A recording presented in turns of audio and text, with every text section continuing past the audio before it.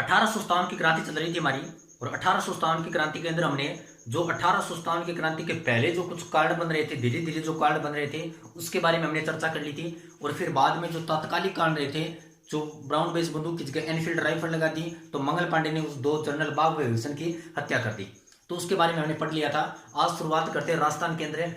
तो मान लो राजस्थान में उस समय जो कुछ अंग्रेज अधिकारी थे उसके क्वेश्चन पूछे जाते हैं, और उस समय कौन सी रियासत का कौन सा पॉलिटिकल एजेंट था, सबसे पहले जो विद्रोह हुआ वो कहां पर हुआ। तो आज उसके बारे में हम चर्चा करेंगे। 1857 की क्रांति हमारी चल रही थी, मैंने जो कारण बताए थे वो इंडिया लेवल पर और राजस्थान लेवल दोनों पर बता दिए थे। ठीक है, तो 1857 की क्रांति के समय अंग्रेज अधिकारी एजीजी यानी एजेंट टू गवर्नर जनरल, 1857 की क्रांति के समय हमारा governor agent to governor general कौन था, तो नाम आएगा पैट्रिक लॉरेंस। Patrick Lawrence. उसके बाद में राजस्थान का जो governor agent to governor general था यानी एजीजी था, उसका नाम पैट्रिक लॉरेंस है। तो पहला गवर्नर जनरल कौन था, यह क्वेश्चन में बहुत बार पूछा जाता है कि सबसे पहले गवर्नर एजीजी यानी एजेंट टू गवर्नर जनरल कौन बना था, तो उसका नाम आएगा प्रथम एजीजी, नाम आएगा मिस्टर लोकेट का। पहला गवर्नर जनरल कौन था, मिस्टर लोकेट था। अब भारत के लेवल पर मान लो सेंट्रल सरकार के अधीन गवर्नर जनरल काम करेगा, फिर उसके बाद में नीचे कार्य करने वाला एजीजी होगा यानी एजेंट टू गवर्नर जनरल, और उसके बाद में फिर उसके नीचे कार्य करेगा पीए, जिसे बोलते हैं पॉलिटिकल एजेंट, उसके थ्रू कार्य जाता है। तो कुछ रियासतों के मैं आपको पॉलिटिकल एजेंट बताता हूं, जैसे जयपुर, भरतपुर, कोटा, उदयपुर, जोधपुर।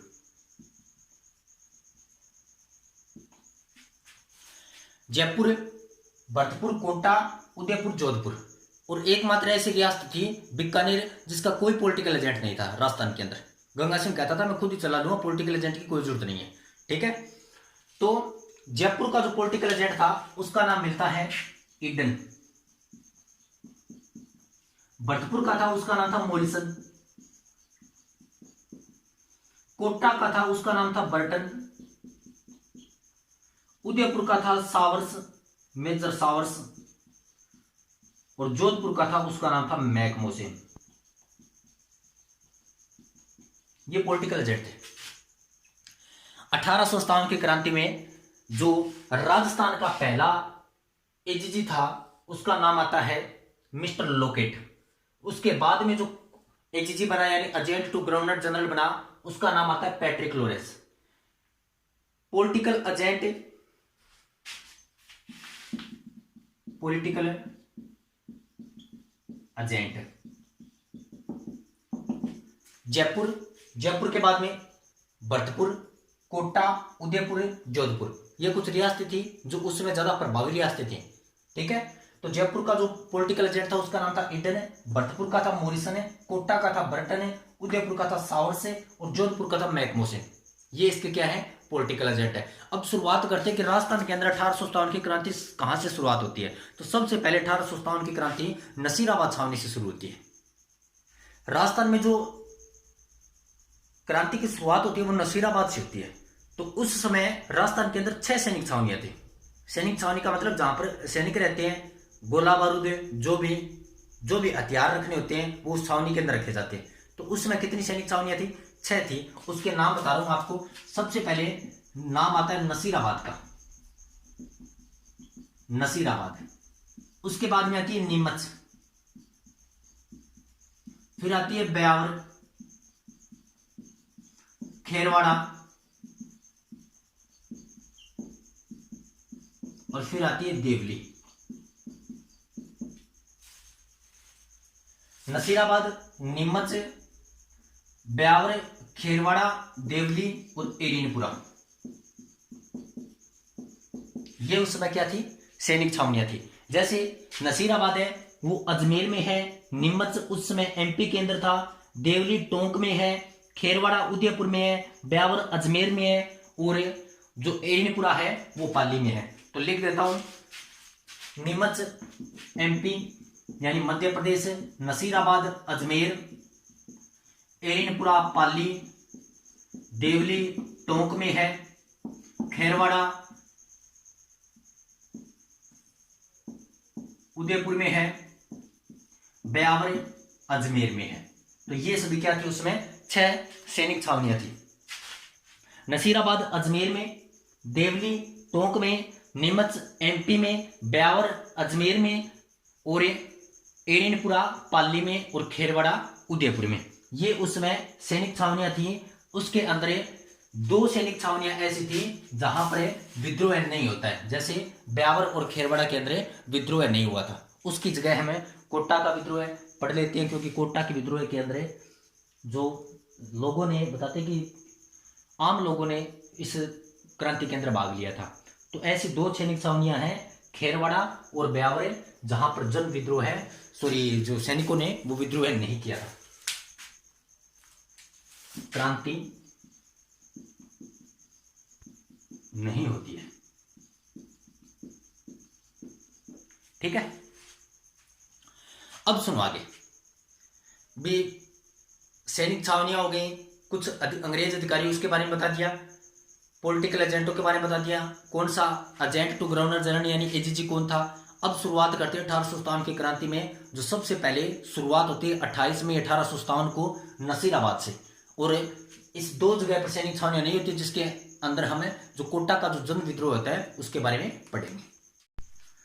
शुरुआत करते हैं नसीराबाद छावनी से।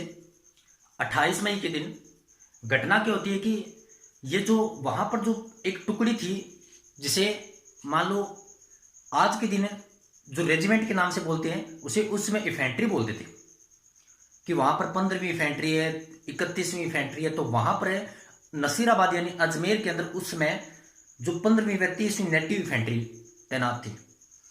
अब 1857 की क्रांति की शुरुआत तो भी पता चल गया, सबको पता चल गया कि 31 मई से क्या होगी, 1857 की क्रांति की शुरुआत होगी।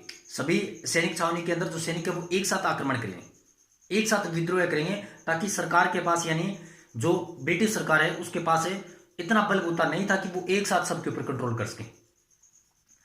तो शुरुआत कर दी पहले से, राजस्थान में होगी 28 मई 1857 से। तो वहां पर जो पुलिस तैनात टुकड़ी थी उसको अंग्रेजों ने किया क्या कि पहले से ये उसको भनक लग गई कि ये विद्रोह करेगी तो इसको समुद्र के रास्ते भेज देते हैं। अब ये सैनिकों को पता चलेगा कि हमको कहां पर भेजेंगे, समुद्र के रास्ते, यानी समुद्र के जो ऊपर जो बाहर के विदेशी जो सीमा है, अंतर्राष्ट्रीय सीमा, वहां पर आपको तैनात करेंगे। अब वहां पर तैनात करेंगे तो अंदर कुछ कर नहीं सकते। तो इसने किया क्या कि जैसे ही पता चला कि आपको समुद्र मार्ग के ऊपर यानी जो बंदरगाह है वहां पर भेजा जाएगा, तो उसने पहले ही शुरुआत कर दी। और 28 मई से अंग्रेजों के ऊपर इसने बिगुल बजा दिया क्रांति का कि हाँ भी अब हमारी क्या हो चुकी है, क्रांति शुरू हो चुकी है। अब क्रांति की शुरुआत कर दी, और वहां पर जो क्रांति की शुरुआत करने वाली 15वीं व 30वीं नेटिव इन्फेंट्री तैनात थी, इसने क्रांति की शुरुआत की। अंग्रेजों का उस समय जो प्रधान कार्यालय था, यानी अंग्रेज गर्मियों के अंदर माउंट आबू में रहते थे, और जैसी सर्दी आ जाती तो फिर अजमेर, 2 कार्यालय थे, अजमेर आ जाते थे। तो उस समय जो अंग्रेजों का प्रधान कार्यालय था वो अजमेर था। अब शुरुआत कर दी, और अंग्रेजों का जो प्रधान कार्यालय वो भी अजमेर था। तो घटना क्या होती है कि इन्होंने जैसे ही क्रांति की शुरुआत की और करने के बाद में बताते कि दिल्ली की ओर रवाना हो गए। तो बाद में फिर इतिहासकार लिखते हैं कि अगर मान लो ये दिल्ली की ओर न जाकर अजमेर के ऊपर ही कब्जा कर लेते तो भी बताते हैं कि आज क्रांति का जो स्वरूप है वो कुछ और ही होता। तो इस तरह इसने क्रांति की आज नसीराबाद के अंदर करने के बाद है वो चलो बहादुर शाह के पास चलते हैं, उसके पास चले गए और कोई उसका ज़्यादा परिणाम नहीं निकला। ठीक है, तो प्रधान कार्यालय उसमें अजमेर था और 15वीं व 30वीं नेटिव इन्फेंट्री ने यहाँ पर विद्रोह किया था और सरकार ने इसका, जो ब्रिटिश सरकार थी उसने उसका दमन भी कर दिया। उसके बाद में नीमच वर्तमान के अंदर एमपी में है, पहले ये मेवाड़ रियासत के अंदर आता था। तो यहाँ पर 3 जून 1857 को विद्रोह होता है और विद्रोह होने के बाद में यहाँ पर जो नेतृत्व किया था वो हीरालाल ने किया था। हीरालाल के नेतृत्व में यहाँ पर विद्रोह होता है और विद्रोह जब हुआ तो उसमें वहां का जो शासक था उसका नाम था स्वरूप सिंह। इस हीरालाल ने किया क्या कि 40 अंग्रेज अधिकारियों को बंदी बनाया और बंदी बनाकर उसको भी बंदी बनाकर रख दिया एक जगह। अब पीछे से कौन आया? स्वरूप सिंह आया और इसने 40 अंग्रेज अधिकारियों को छुड़वाया और जग मंदिरों में इसको शरण दी, जग मंदिरों में शरण दी, इसको रखा और अंग्रेजों को स्वरूप सिंह ने, ठीक है। और स्वरूप सिंह मेवाड़ का वह शासक है जिसने डाकन प्रथा के ऊपर रोक लगाई थी, ठीक है। लिख देता हूं, डाकन प्रथा पर रोक लगाई। 1857 की क्रांति राजस्थान में अजमेर से शुरुआत होती है, 28 मई से शुरुआत होती है और अंग्रेजों का जो उस समय प्रधान कार्यालय था वो अजमेर था। विद्रोह किया था 15वीं या 30वीं नेटिव इन्फेंट्री ने। और जो नीमच के अंदर विद्रोह होता है, जो वर्तमान के अंदर एमपी में पहले मेवाड़ रियासत के अधीन था, और 3 जून 1857 को यहाँ पर विद्रोह की शुरुआत होती है और शासक था उसमें स्वरूप सिंह जिसने डाकन प्रथा के ऊपर रोक लगाई थी। और इन्होंने यहाँ पर जो नेतृत्व किया था वो हीरालाल शास्त्री ने हीरालाल ने किया था। और हीरालाल ने 40 अंग्रेज अधिकारियों को बंदी बना लिया और बंदी बनाकर उसको मालूम मारने की प्लानिंग की गई। तभी आ जाता है कौन है?